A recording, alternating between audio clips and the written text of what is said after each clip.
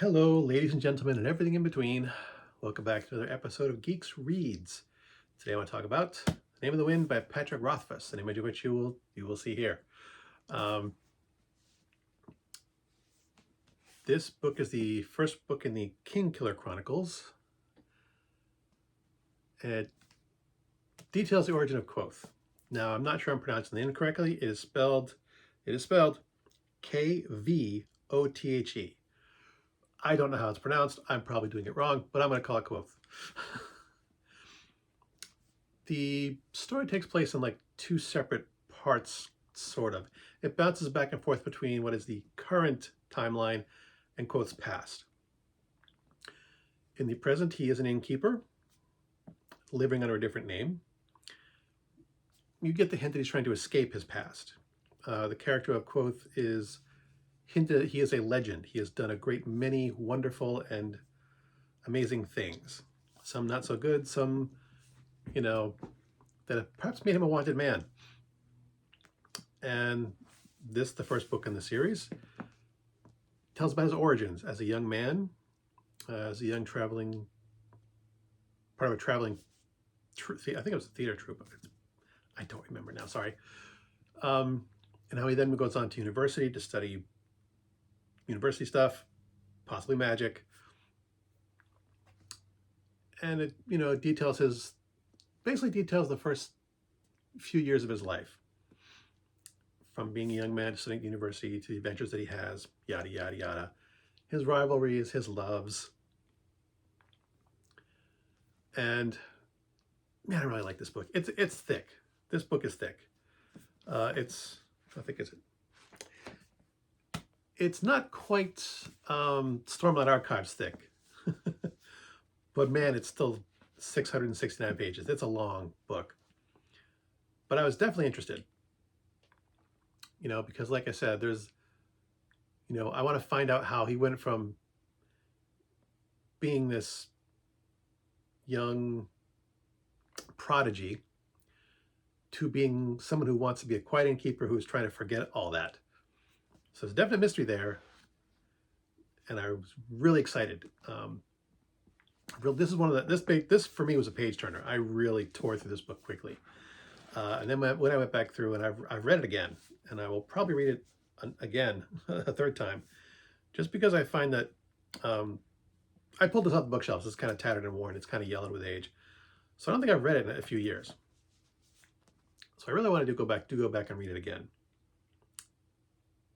I do have a couple problems with the book, though, that I want to discuss, a couple criticisms. Quoth is kind of a Mary Sue. And if you're not familiar with that term, it's generally applied to female characters who are awesome at things without any real justification for it.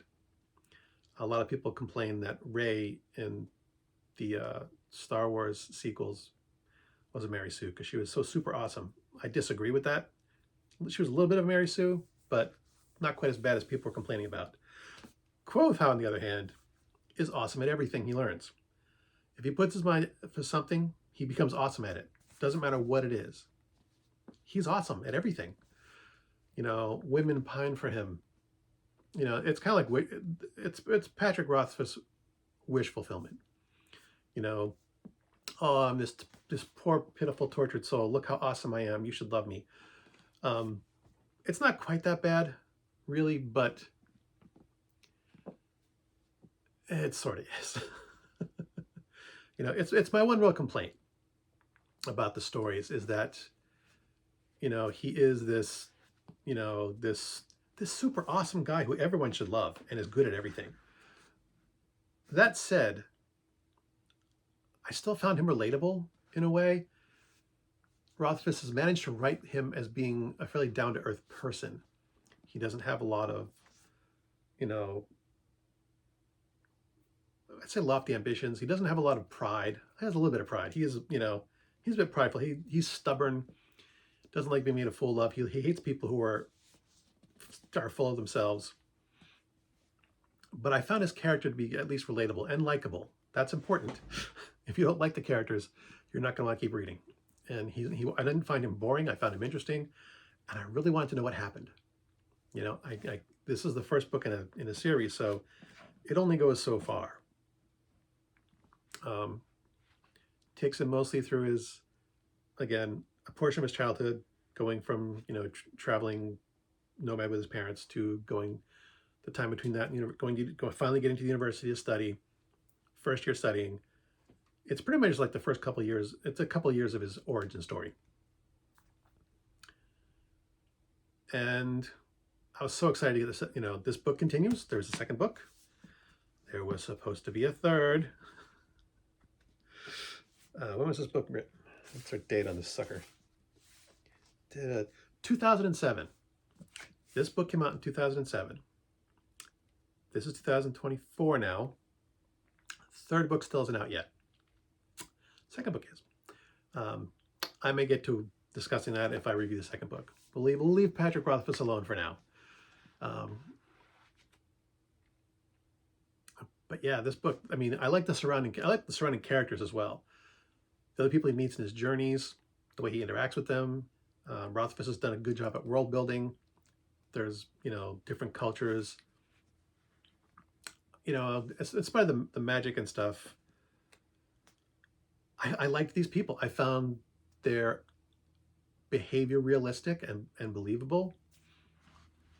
And I think that's what kept me engaged, is that, in spite of my complaints of the Mary Sue-ness of Quoth, I found it engaging and I found it enjoyable and I found the people likable and interesting, and I wanted to learn more, and I wanted to turn the page and see what happened next. And I was so ready for the second book when it came out, and I devoured that as well. But that's in the future. I would recommend this book, but because the trilogy is so long in coming, keep that in mind. Be satisfied with what you have. Yeah, this book was widely popular, critically acclaimed, and it was a lot of fun to read despite its length. Definitely A+ material in my book, despite my few complaints. My complaints are few. They didn't bother me in my first read through. It was only on my second read through that I really started to notice it. So there's that. As always, thanks for watching. As always, if you like this, torture yourself with my other crap, because these are unscripted and they're crap.